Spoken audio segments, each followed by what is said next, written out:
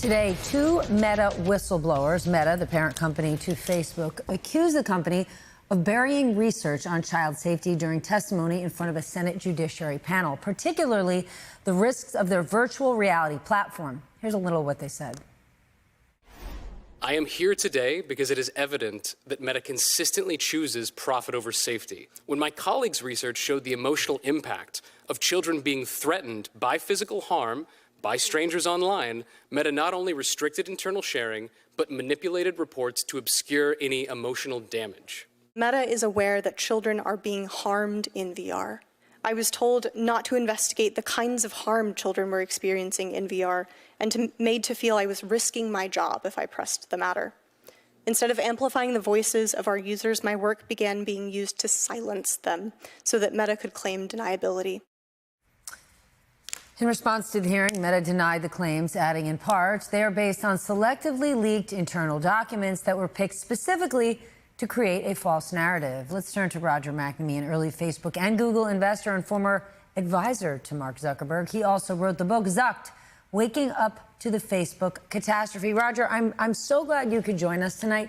What do you make of what we heard to you? What stood out today? Specifically, we heard a bit of the testimony from the whistleblowers and Facebook saying they're trying to create a false narrative. Why would those people even do that if it was false?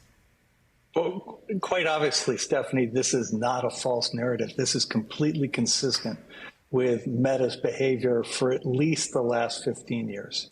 In 2011, the company signed a consent decree with the Federal Trade Commission saying that it would not share user data. It did so routinely thereafter in order to build its business. And ever since, it has consistently chosen the path that maximizes user engagement, maximizes the number of users, and maximizes revenue without consideration to potential harm.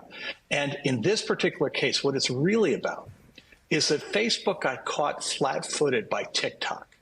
And TikTok essentially took away young people from Instagram, which was, Facebook's anchor that was protecting it. It had the younger people that weren't using Facebook as a product. And so when TikTok came along, Facebook panicked. And the metaverse was essentially a tool for going and grabbing younger people. And so they took all the safeguards off. They not only focused on people who are young, 13-year-olds, who are at the absolute youngest age who are allowed to use the internet. They were completely comfortable with people as young as 10 or 9 using the product. And a lot of their internal research showed that this was having horrible outcomes. And that is what they suppressed. And that is exactly consistent with their behavior for the last 15 years.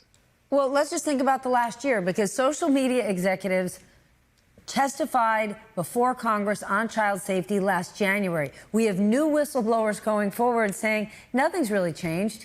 You know Mark Zuckerberg. What's he thinking right now? Move fast and break things?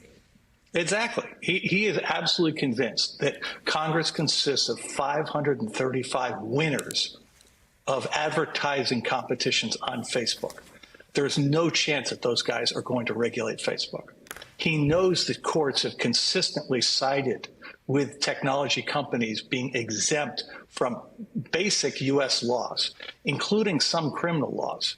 And he knows he's going to get away with it. And he knows that Wall Street doesn't care. And you can see that in his stock price, which, is at the same price today that it was at before this news came out. So I think he's looking at all this going, this is one more little kerfuffle. It will pass, and he will go back to business as usual, except the next business he's going to do, which is artificial intelligence, is going to wreak havoc on the entire population. And it's going to do so in ways that may take generations to recover from. And we aren't talking about that at all, but it's all the same problem. And it all stems from the fact that we, as users, trust these products. We keep using Facebook. We keep using Instagram. We keep using Google Search. We keep using Google Docs and Microsoft Office 365. These are products that are adversarial. And we have to find alternative ways to get our jobs done and to get our social communications done, because these things are hurting us. Without laws being changed and regulations being put in place, we're not going to change our behavior. So I don't know why we wouldn't. How much at risk are we?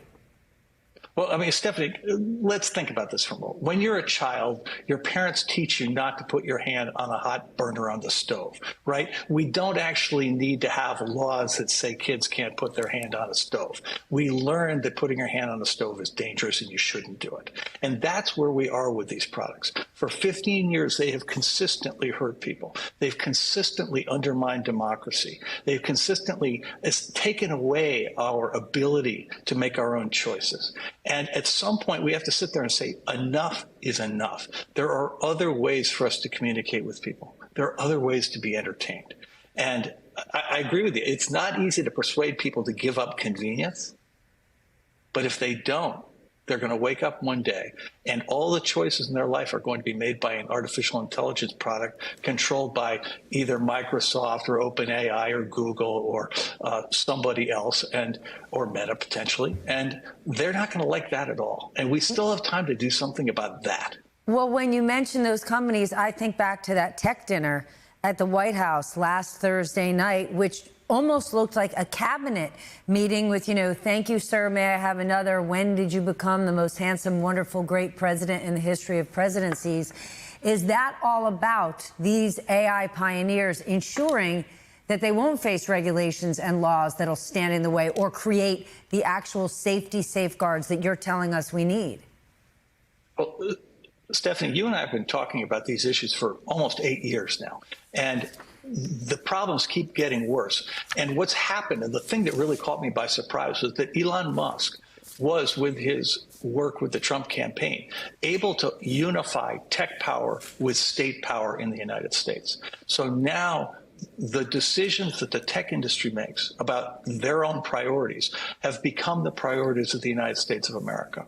And I think we as citizens have to look at that as a real threat, because in a democratic process, if we don't like what politicians do, we in theory can vote them out of office, but we cannot vote Mark Zuckerberg out of office. And so if we really want to have any kind of control here, we have to change our relationship with tech products.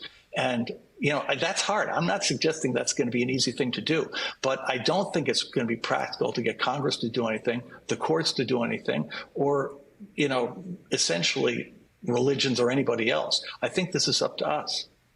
We can't kick Mark Zuckerberg out. However, the lead singer of Oasis posted, "Get out of my concert, you nerd." So that's something. Roger, good to see you. Thank you so much for making us smarter tonight.